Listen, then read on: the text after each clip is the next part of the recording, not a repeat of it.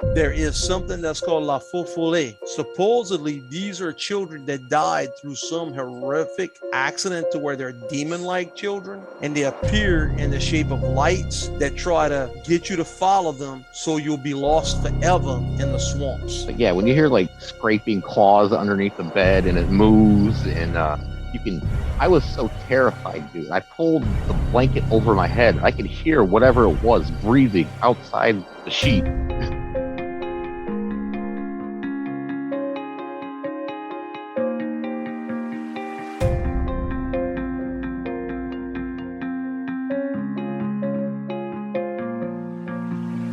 When I was a little after there, we got into a car accident, hit a moose. My mom ended up under the steering wheel of the car, and she had a big hand-shaped bruise on her shoulder.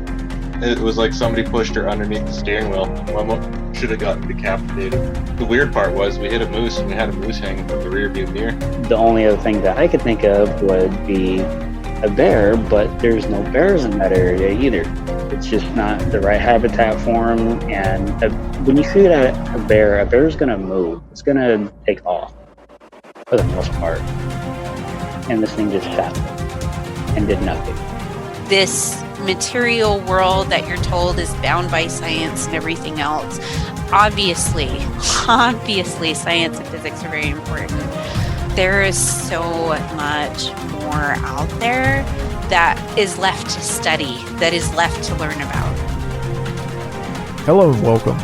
You're listening to Investigation Cryptoparalogy. Sit back, get relaxed, and crack open your favorite cold beverage as we dive deep into the abyss of what we were told couldn't possibly exist.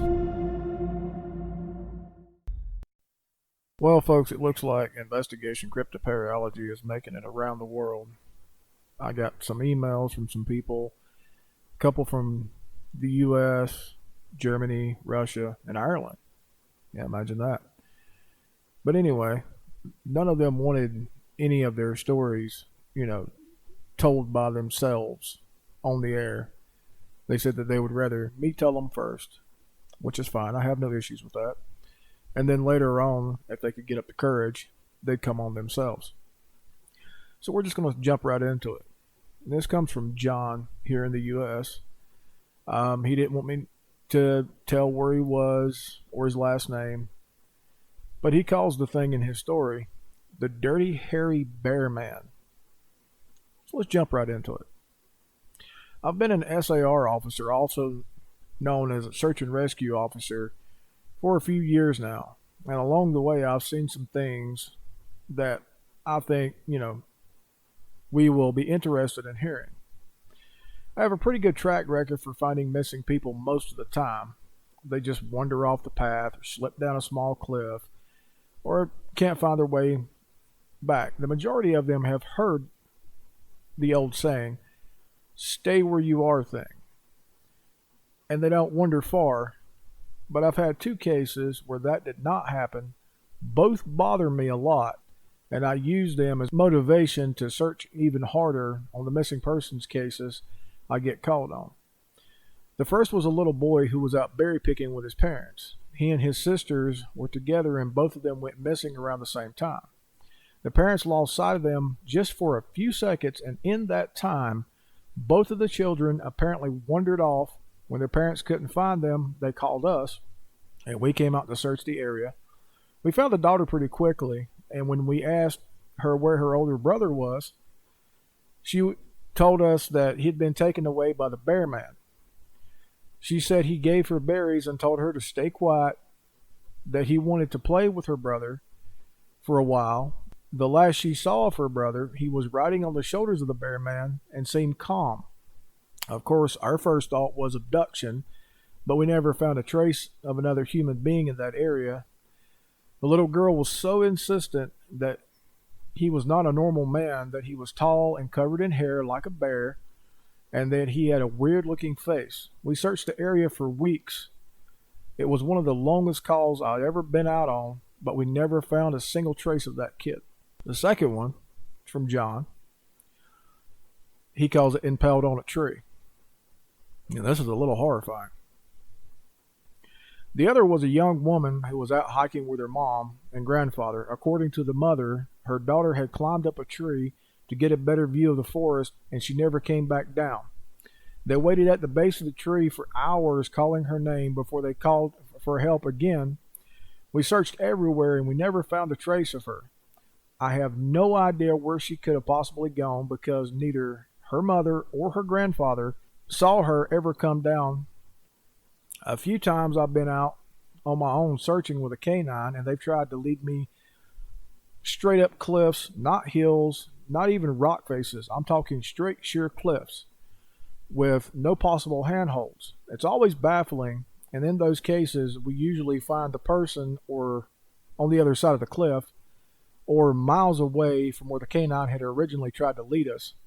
I'm sure there's an explanation, but it's sort of a strange one. Particularly sad case involved the recovery of a body of a 9-year-old girl found down an embankment and got impaled on a dead tree at the base.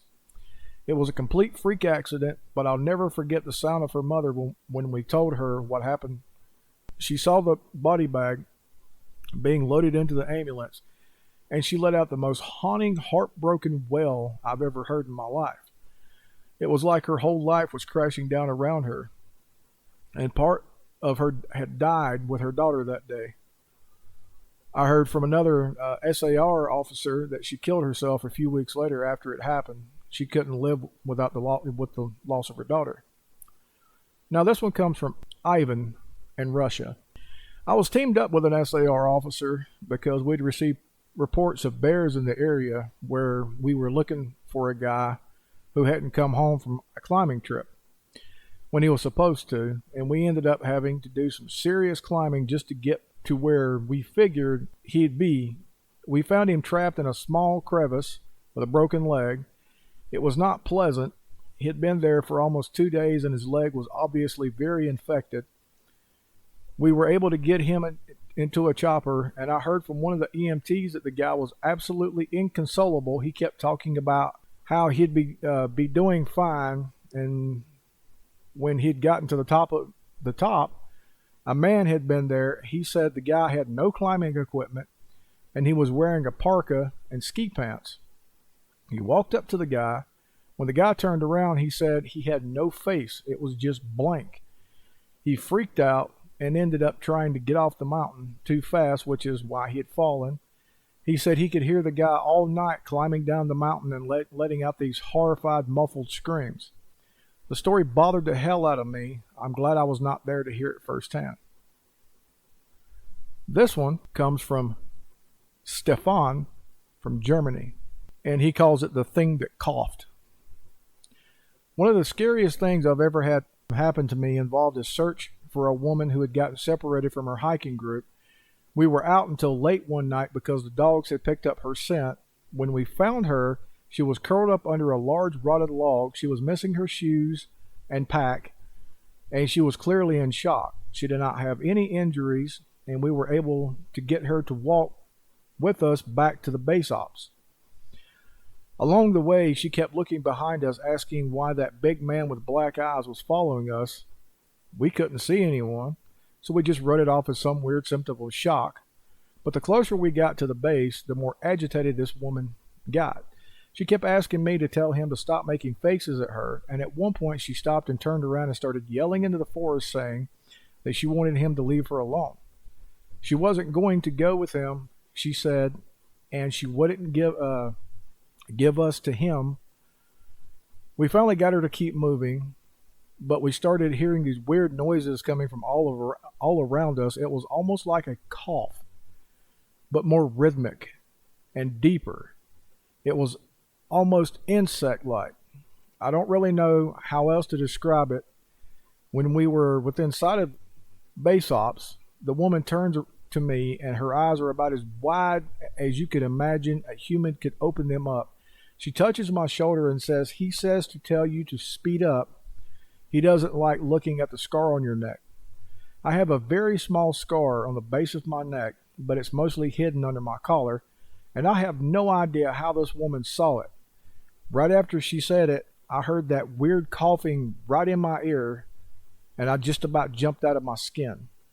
I hustled her to ops, trying not to show how freaked out I was, But I have to say, I was really happy when we left the area that night. And this one comes from Fergus, from Ireland. Attacked by the thing from the shadows. I was quite young, but not too young to not remember still. My memory is a little hazy when thinking of the situation. I was 8, maybe 9 years old. My logic and reason these days make me believe that what I experienced could have been my first ever anxiety attack as a child, and without ways to cope or understand, I manifested an entity to blame for the attack. However, this doesn't explain everything that happened. So let's begin. It was some time ago, around 2007, 2008. I wouldn't have been much older than 10. We had moved into a new house and had been living there for a few months. One night I couldn't sleep. As a child, this was very unusual for me, as I slept well as a child. I never dealt with insomnia. But this wasn't anything like insomnia. It was a feeling. My room felt darker, the air felt heavier, time felt slower. It's like that gut feeling when you know something is bad and is about to happen, but it's wrenching at your heart like tragedy has struck. It wouldn't leave me alone. I tried everything to get rid of it. The more I tried to fight it, the worse it became. I was trapped in this feeling and this emotional agony. Felt like it lasted for hours, but as quickly as it came, it finally vanished in an instant. Sudden relief was euphoric, and I could finally lay my head to rest. As I laid my head against a pillow, one hand underneath it like a hug, I felt it get ripped away from me. As it hit the floor beside my bed, I ran across the hall to my parents' room for sanctuary. They tried to convince me that I had only scared myself, but nothing could prepare me for what was next. I remember their bedroom very vividly. It was very spacious, too spacious. The floor felt like a field or a wasteland. For a room to have so much furniture and still feel empty was unsettling. I hated that room, but I had run out of options. They had this great walk-in closet as well, also very spacious. The archway of the closet was like a mouth ready to devour the rest of the room. And the darkness, I wasn't a kid who was afraid of the dark, but that closet was like hell at night. The darkness would appear to be pouring out of the void within it. I remember convincing myself that whatever was after me came from that place, and that no matter what, I could never look toward it, because it might be looking back. The remainder of the night I slept between both my parents, wedged between them. If anything wanted to get me, they would have to go through them. First, I felt at peace again and could finally sleep. I don't know how much time passed while I was asleep, but I was awoken again in the middle of the night by that same feeling. The sense of dread that feels like death, but I never realized that it could get so much worse. I knew I shouldn't look towards the closet, but I had to know. I had to know if something was attacking me or if it was just my imagination imagining things. I was so afraid to find the truth, but I needed to know. I did my best to look towards the window without waking my parents. Nothing outside. I pivoted my head towards the direction of the ensuite bathroom. All clear. Next, the closet. I peered between the cracks of my fingers towards that great dark abyss, and it was empty, but not in a good way. It felt empty in the sense that nothing could exist there. Nothing could survive there. That's when I noticed the door was open. It startled me. My parents had always closed the door. I had to open it on my way in, but in that split second, as my eyes darted towards the light seeping in through the ajar door, I saw it. As soon as I made eye contact with it, it dashed off down the hallway. No footsteps, no noise of any kind, as if it were weightless. I don't know if it was human, past, or present, but it terrified me. I don't think I slept the remainder of the night. Like I said, I am skeptical of the paranormal and supernatural. I believe that I very well could have manifested some sort of anxiety attack into a spiritual entity or such, but even that seems far-fetched to explain what I experienced that night. Hi, I just wanted to stop and just for a second and talk about one of my sponsors, and that's J. Wilson Services, LLC, Oxford, Ohio, 45013. If you'd like to get a hold of him, if you're around the Oxford, Ohio area, The number is 513-828-2487. And he is a really good electrician and can do pretty much anything that you would like him to do. So if you have a need for an electrician, give him a call. That's J. Wilson Services, LLC, 513-828-2487. Well, since the stories were a little short, and since when I was reading the book, I left off so sudden, I'll pick back up. And we'll read into it a little more and see what you all think. Where I left off, what took place next was almost like out of a Grizzly Adams TV show. Dad, hey you, whatever you are, stop right there. You broke my window and scared the hell out of my son. Creature, roar. My dad, what the hell, get out of here.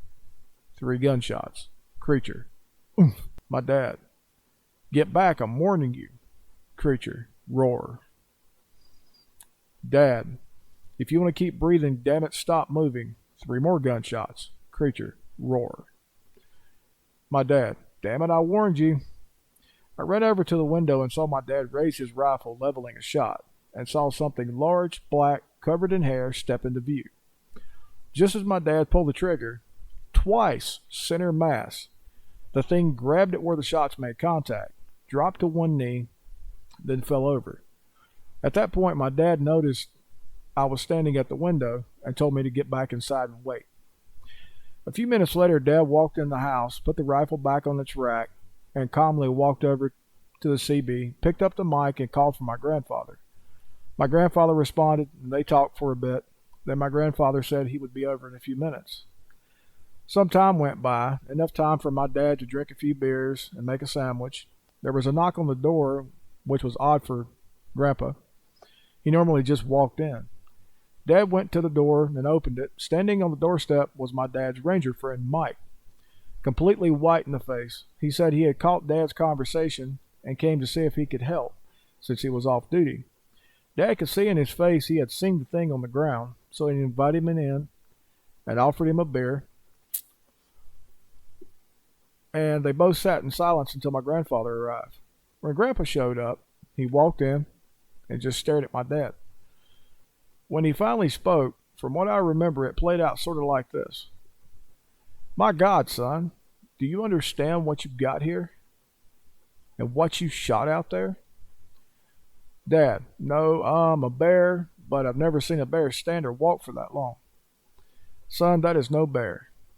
Mike, yeah, that doesn't look like any bear I've ever seen. More like a giant man. Dad, no, that's got to be a bear. It roared at me like a bear. Grandpa, son, do you not remember the stories I used to tell you about Stone Man?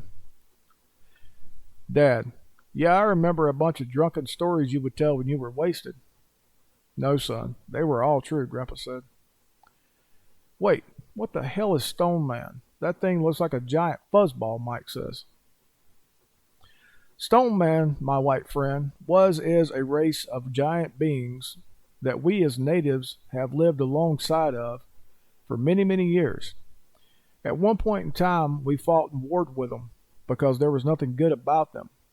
They would break into our longhouses and steal our children, take our horses. We called them Stone Man because they lived high in the mountain rocks, and also because our arrows and spears would not penetrate their thick hide.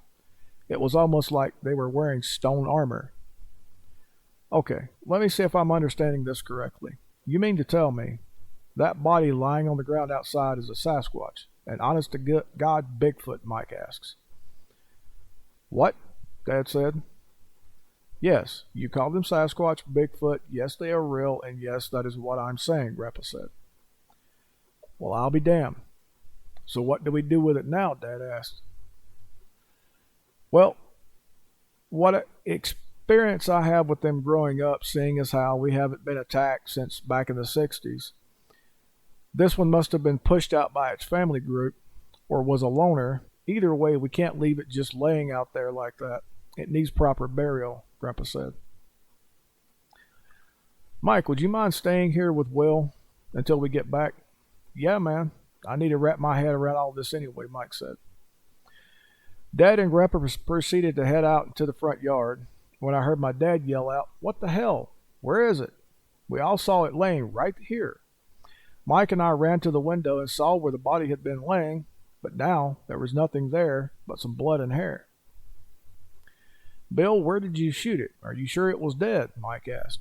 "Hell yeah, I'm sure. I shot it twice at 2 feet away, center mass, and I watched it fall and go still," my dad said. If it's like Frank said about the hide being that thick, maybe it just stunned it, which means we have a wounded, pissed off Sasquatch walking through the forest that I have to walk home through at night in the dark. That's just great," Mike said. "Even if it is what Pop says, it's probably just going to crawl off somewhere and die. It's getting too dark to look tonight. We can start out first light and trail it," Dad said. And that's just what they did. All three of them struck out at first light the next day. Were gone for 2 days straight. They trailed it way up into the mountains, then lost the trail over a cliff that dropped off straight down. They said it had left a trail of destruction 6 miles long, trees pushed down, and not small trees either, big oaks and pines, like a bulldozer had meandered along, pissed off at the world. After that, all went quiet.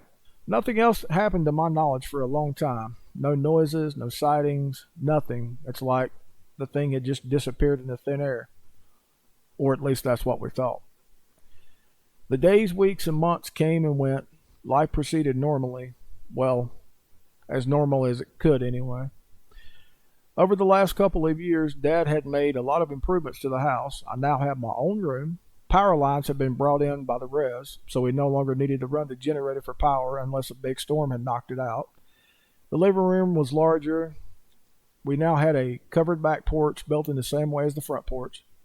Another window was added to the front porch after it was extended. Dad and Grandpa had dug a new well on the property and installed a pump, so we now had running water.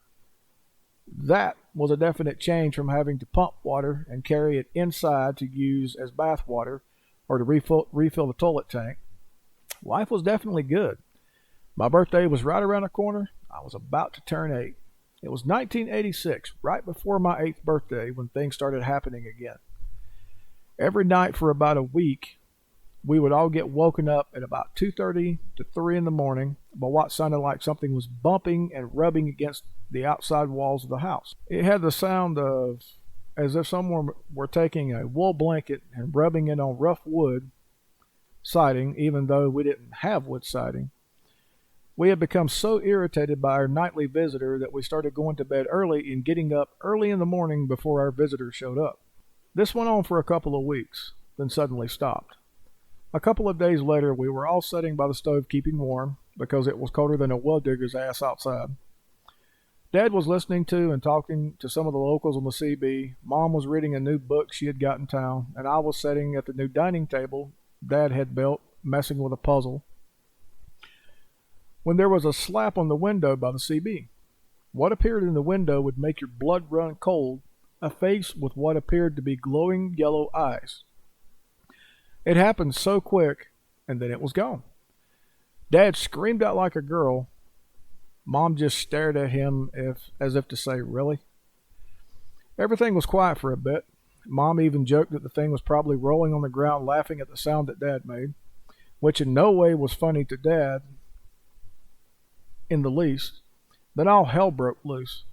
It started doing that half scream, half roar, and started running around the house, slapping all the walls and yanking on the doorknobs.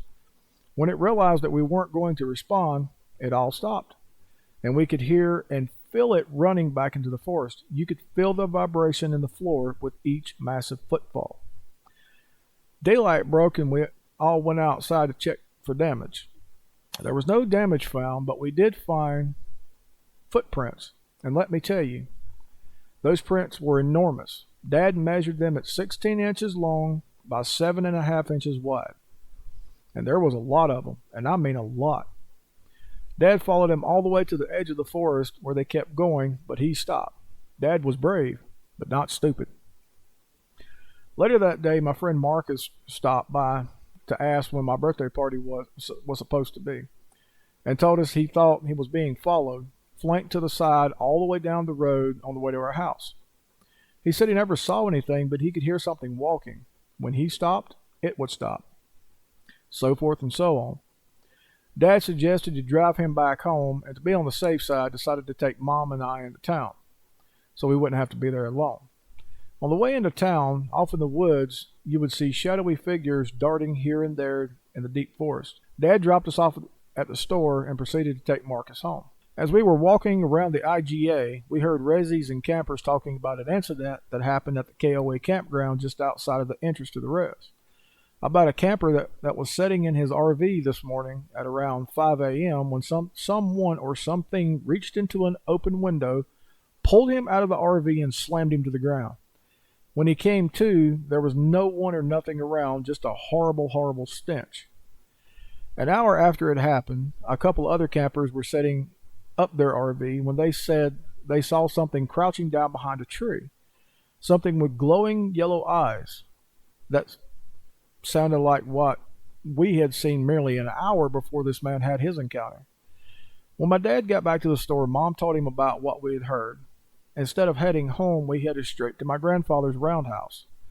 When we got there, Grandpa was standing on the hill by his corral, holding his rifle and staring down into the corral. My first thought was, oh no, he had to put down one of his horses. But the closer we got, the clearer things became. When Dad stopped the car and we got out, we saw what Grandpa was staring at. Looking down at the ground, we saw a dead horse, but the horse hadn't been shot. It was laying on its side, its neck ripped open, and all the contents of its abdomen were out all over the ground. Grandpa said he was in the house when he heard a scream, then the horse cry out. By the time he got his gun and got outside of the corral, the creature had killed the horse and was bent over it, pulling its guts out. Grandpa said he raised his rifle and fired over the thing's head hidden corral gate, which caused the thing to stand upright and scream at him. Grandpa said he shot at the creature 4 times, once in the left shoulder, once in the right forearm, once in the left thigh, and the last in the gut. And the thing just kept standing there looking at him. He said he was about to shoot it again when it looked at him. A calm set in between the two of them. Then the creature put its hand on its stomach, turned, and limped off into the forest. Grandpa said as it walked away, it didn't seem to make a sound. It just slipped into the trees and was gone. After the incident at Grandpa's that day, no one heard or saw the creature again. Not for a few years at least. And when someone did come out with a sighting, it wasn't a violent one. They were mostly sightings of a creature walking through the forest or crouched by the river, never close to humans, or maybe it wasn't that particular Sasquatch. It could have been different ones. No one really knows. I had just turned 10 in 1987 when we moved off the res. Dad had left about a year and a half earlier to go drive a semi-truck for an outfit that was based out of Little Rock, Arkansas, and get set up. Mom sold off the house and the land and put all of our belongings in storage. We stayed with Grandma and Grandpa for a while until Dad found a place. Then we flew out to meet him. We flew into Shreveport, Louisiana, and were picked up by one of Dad's brothers who had moved out to Arkansas years before. Hell, most of Dad's side of the family had moved around here and there. Most ended up in Arkansas. Why, I have no clue. Anyway, we ended up in a little one-horse town called Village. Yeah, that was really its name. Where we were, when you first came into Village, there were 2 roads on the right and one to the left. The road to our house was a second right. You turned down that road and it was maybe 500-600 feet, and there was our house. It was a nice house. It had a carport and everything, and was set up next to a large stand of woods, just like we liked it. My dad's brother Jimmy and his wife Vicky had 3 daughters, Cindy, Jennifer, and Mary, and lived right across the field to the right if you were standing on the front porch looking out. The house itself was a 3-bedroom house, 1 bath, 1 large living room and kitchen. A really nice house for our little 3-person family. It was only a couple of days and the moving company showed up with our stuff and moved it into the house. Now it was more like a home. One of Dad's sisters, who didn't live far from us, That first road on the right coming in the village, well, you followed it down a ways through a patch of forest, and it came into farmland. The first house you came to was a friend of the family, and Odell.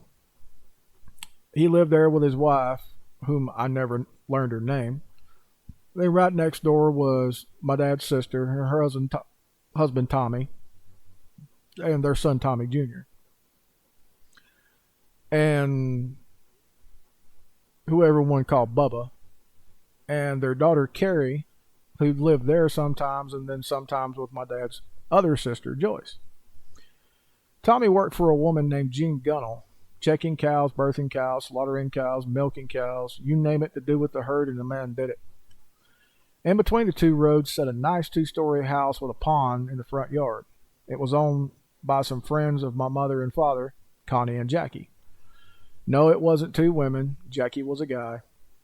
And they had 2 daughters, Connie and Julie. Me and the younger Connie hung out a lot. Not as boyfriend and girlfriend type thing, more like brother and sister type. At any rate, the girl I liked lived on the other side of my dad's brother. Her name was Tammy. I say this for a reason. I'll tell you about that one later on. We all liked riding our bikes in the woods on the logging roads just behind my house. Me, Connie, Tammy, my cousin Mary, my other cousin Jennifer. Yeah, there were a lot of girls than me, although Mary was a tomboy, so there was almost another guy, but not quite. Everything seemed odd when we were all out in the woods riding on the old logging roads. An eerie feeling of being watched, yet no one was around. We were all out riding one day, but not on the logging road behind my house. We rode down the dirt road beside my house all the way down and past the last house on the right, which was an old 2-room shack that belonged to an old black man that looked like he was further into his years than he was. We rode way, way, way out into the bottomlands. We got off our bikes and explored for a bit, played hide and seek and a few other games. I guess we just sort of lost track of time. The sun had started going down, so we jumped on our bikes and started hauling ass back towards home. On the way back up the road, about the time we got to Claude's place, Claude came running from the back of his place, which was odd for Claude because he didn't run. He had a bad leg, but he was running and yelling, "Y'all get out of here. Don't look back. Just get. Get fast. I'll be okay. Just go now."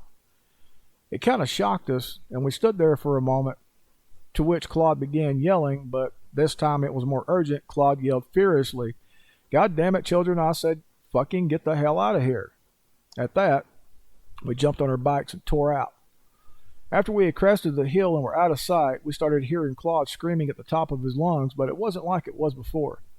Thinking back on it, it was a death scream, like he was being torn apart.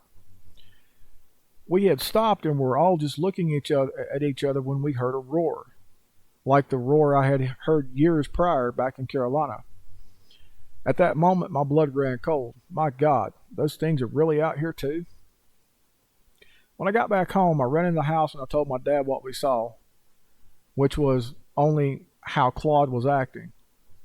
And what we heard, that sickening scream and that horrible roar, Dad had a look on his face like someone had just walked over his grave. His face draining of all color. He looked at my mom. Mom didn't say anything. She just shook her head and went back to watching Mama's family. Dad, on the other hand, walked outside and over to Connie and Jackie's. He came back an hour later. He looked like he had been down with the flu. He still had that pale look on his face. Dad and Mom looked outside, to which I was told to stay inside until they were done talking. Connie and Jackie showed up later that day. Mom had cooked a big meal and invited them, Jimmy, Vicky, and the kids, Papa and Mama, Shockley, who was Vicky's mom and dad. They told all the kids to call them Mama and Papa. After dinner, all the kids were told to go outside and play. We did, but we stayed near the kitchen window so we could hear what was being said. Dad said when he and Jackie went down to check on old Claude, what they found was the most grisly scene they had ever seen. At first they said they couldn't find Claude. Then they found Claude. They found pieces of him strewn all over the place, not just body parts, literally pieces and chunks of flesh, like they had been torn or bitten off and just flung in random directions. There was a nasty splatter of blood on the side of Claude's house, on the ground, on the road. Well, that definitely explains the sickening scream. That is just awful. That poor man. No one deserves to die in that way. I don't think it really hit us, the magnitude of what happened. Village is an extremely small town with no police. It's actually policed by the Magnolia Police Department when they can spare the officers, or the county. Today, it was the county. I was playing outside in the backyard when 3 Broncos pulled up on the road alongside the house. Each Bronco held the driver and a passenger, 3 deputies in the back seat, and 1 sitting in the way back behind the back seat or cargo hold. 18 sheriff's deputies total, and the sheriff, Sheriff Mac Ballard. Sheriff Ballard knocked on the front door, waited a bit, then walked around back to where I was. "Your mom and dad home, son?" the sheriff asked. "Yes, sir, they're in the kitchen. Want me to get them for you?" I asked. "Yes, I need to speak to your father," was the sheriff's reply. I went inside and got my parents. We all walked outside. That's when I noticed all the deputies were standing by their vehicles, fully geared to the teeth and loaded for bear, whichever you prefer. The sheriff informed my father that they were there to find whoever or whatever was responsible for killing old Claude, in the manner it was done, by whatever means necessary. Do you want me to go with you, Sheriff?" Dad asked. "Well, yes, Bill, seeing as how you've dealt with these things in the past, I suggest you go with us," the sheriff replied. Dad put on his hunting vest, grabbed his gear, and hopped into the sheriff's car, and down the road they all went. Around 8 o'clock at night, my dad walked in through the back door, covered in mud and blood, out of breath, just shaking.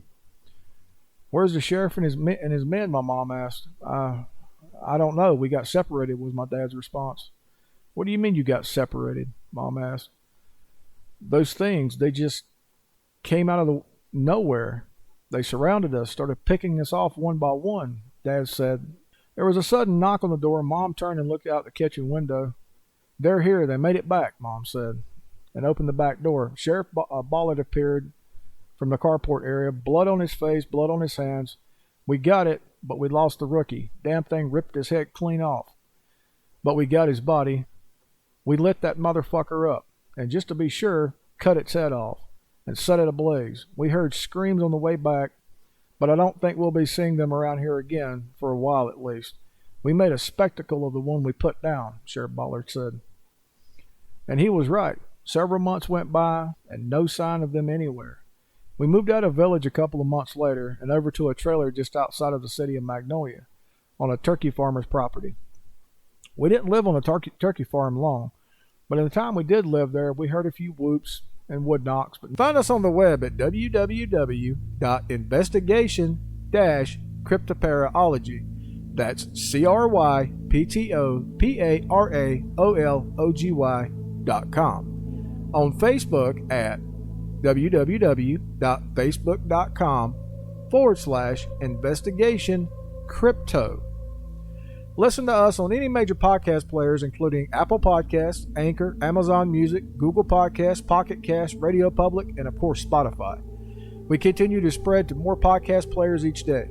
You may contact us by using the contact page on the website, or by sending a direct message to our Facebook page, or by emailing us directly at investigationcryptoparalogy@gmail.com.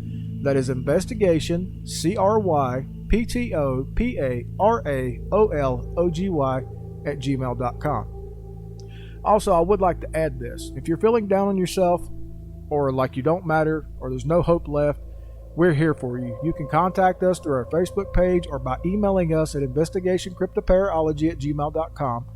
We are happy to listen and possibly help you find a better tomorrow. If you don't want to talk to us, you can contact the Suicide Hotline of the United States. They have a crisis text line if you verbally speaking to someone is not your thing. Text HOME, all capital letters, HOME, to 741741. If you do want to verbally speak to someone, the National Suicide Prevention Hotline is 1-800-273-8255. And if you are a veteran, you can also call 1-800-273-8255 and then press 1. Well, folks, that's all the time we have for tonight. I sincerely hope you will join us again next time for another spine-tingling, hair-raising experience from the depths of the abyss. If you would like to contact me about an experience you have had or to get on the show, email me at investigationcryptoparalogy@gmail.com. That's investigation, CRYPTOPARAOLOGY @gmail.com.